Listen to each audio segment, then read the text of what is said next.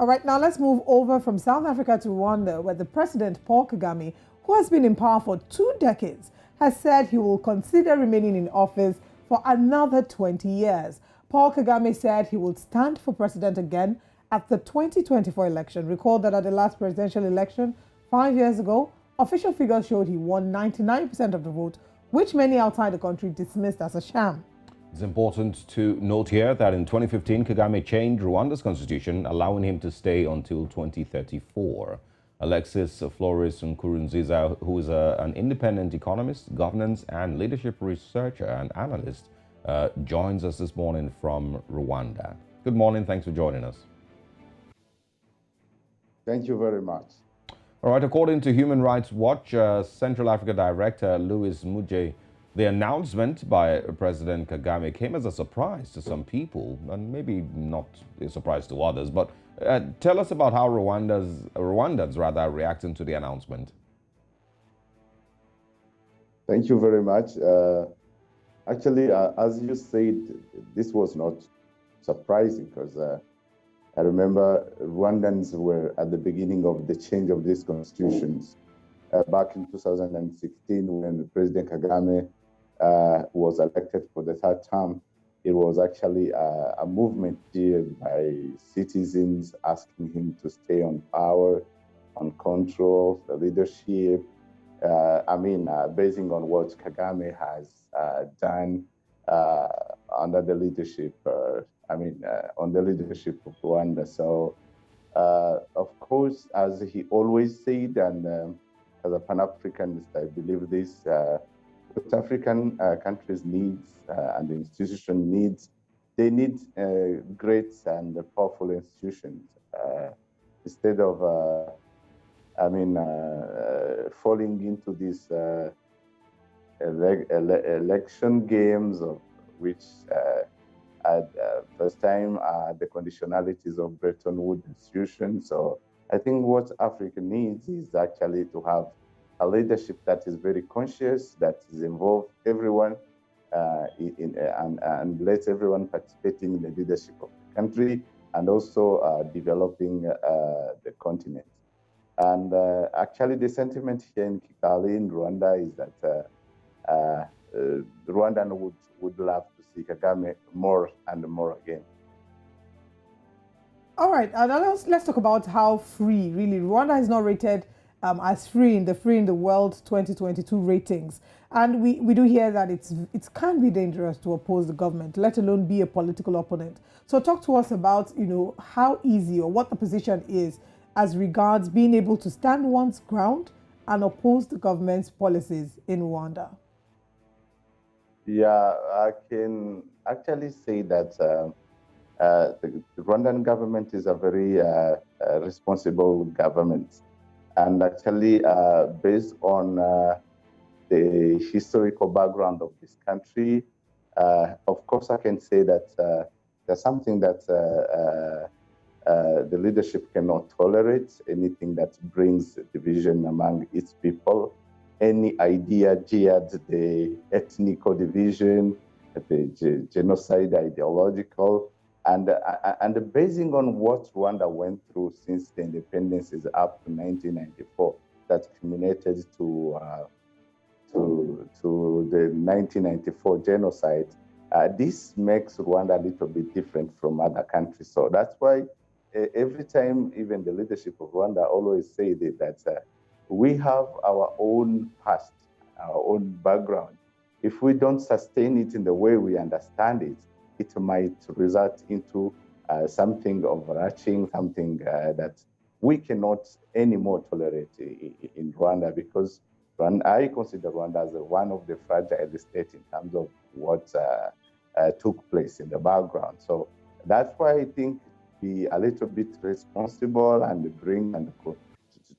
bring to conscious everyone that we should live under one same roof as Rwandans. No more time for ethnical groups, Tutsi, Hutu, or Twa, but all of us being called Rwandan, and allow everyone to participate in the country affairs, such as involving women and everything.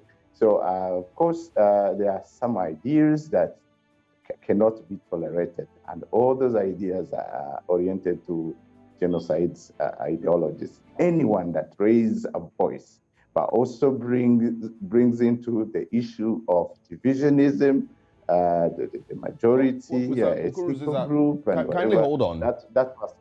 Yeah, kindly hold on. You know, what we're asking is not, you know, with regards division or causing crisis in the country. We're speaking about, you know, how free people can criticize the Paul Kagame government. If you look at reports, you know, from Human Rights Watch and other bodies, it doesn't paint a very good picture. I'll share something with you here. It says here that Paul Kagame, I'm just going to read a paragraph. Kagame dismissed the report as ridiculous and brushed aside questions about critics being killed, physically attacked, jailed, silenced, or forced into exile in the lead up to the 2017 presidential elections. Our own research suggests summary executions, enforced disappearances, unlawful arrests and detention, and torture remain all too common in Rwanda. So are you saying that these things are false? I can say that Rwanda has less people in jail because of their political ideas or their orientations compared to the rest of East African countries. I mean, the East African community. I myself had. Mr. Nkurunziza, are you still with us? Unfortunately, we have some difficulty connecting with him, but if we're able to connect with him again before the show wraps up, of course, we'd like to continue and wrap up the conversation real nice. Paul Kagame, of course, came into power in 1994, and the role that he played in bringing about peace in Rwanda, ending the genocide, cannot be overemphasized. But one of the questions a lot of people would ask is, as much as you have great intentions for the country, does that guarantee you to become what is popularly referred to as leaders for life?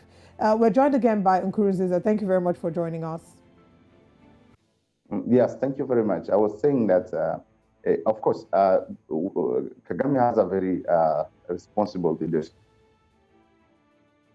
Okay. I was talking before you came up. I was asking, we do know the role that Paul Kagame played when he came to power in 1994 after his rebel forces helped to end the genocide. And since then, he's positioned himself as a champion of development. But, I mean, his critics certainly say that he maintains a tight grip over what is an authoritarian regime, I beg your pardon. Talk to us about what this announcement means for Rwanda. Also, because there are people who say that as much as you do have good intentions for your government, does that enable you to want to potentially position yourself as a leader for life? So talk to us about this. I don't think so, because of course there are so many people, of course, that say that this should have a limit in terms of terms. But remember, this is the constitution that Kagame himself didn't change. This was a result of the demands of the majority, 6 million of Rwandans that went and demand, and when they went to vote, actually they vote at 90-something% to ask for the change of the constitution. And of course, if you would ask so many Rwandans, they will tell you, all we need him because he has restored the economy, he has restored the dignity of Rwanda, and he has stopped the genocide. All right, and you know, I wonder if this might be a double-edged sword, because as much as he's restored the dignity and the economy of Rwanda, he ended the genocide, if he's brought back into power and he's completed this next term, that then makes him take Rwanda to the next level. What happens when the next leader comes into power? Should a situation arise where a leader who is not adequately suited to govern the country or to lead the country, steer the country right, comes into power, would he want to sit in there? He would then be empowered to sit in there for longer than he should. But I mean, these are conversations that are ongoing. It's always a pleasure. Thank you very much for joining us this morning, Mr. Nkurunziza. All right, and now we would, of course, Osage likes to say that, I mean, before we talk about sports, you know, this is a rather interesting conversation. You know, I wonder what happens if, like I mentioned, when he's done with his term and then another president comes into power, and this president is someone who's not actually good for the country, because I mean, you can't tell how these things happen, but then the constitution then provides for him to be able to run. When you're in power, it's easier to manipulate the forces in your support. So look, I mean, you know, he's setting the precedence for that to continue, you know, and When you continuously change the constitution, every time, it seems like you're approaching the end of your tenure, you change the constitution again to give you more time in power. That looks like, what a dictator will do. And we've seen this happen in different African countries, and you see people be in power for 38 years or 40 years. Isn't there any other person that is worthy of the presidential seat in that country? Isn't there any other person that has similar ideas to this person that can also move the country forward or bring fresher ideas? It makes no sense, and you would never find that anywhere else, aside here in you don't Africa. have to actively be a president for you to effect change. Once you stepped out of power, you're still in some way involved in the polity. Yeah. We talked about Burkina Faso last week and how Compaoré is returning. They're having the heads of state summit. You can be actively involved without actually being there. But then it will be interesting to hear what the people of Rwanda think. If you're in Rwanda, let us know what your thoughts are as regards to this story. Is it something that the people of Rwanda are largely in support of? Are you in support of this? Tweet us at News Central TV.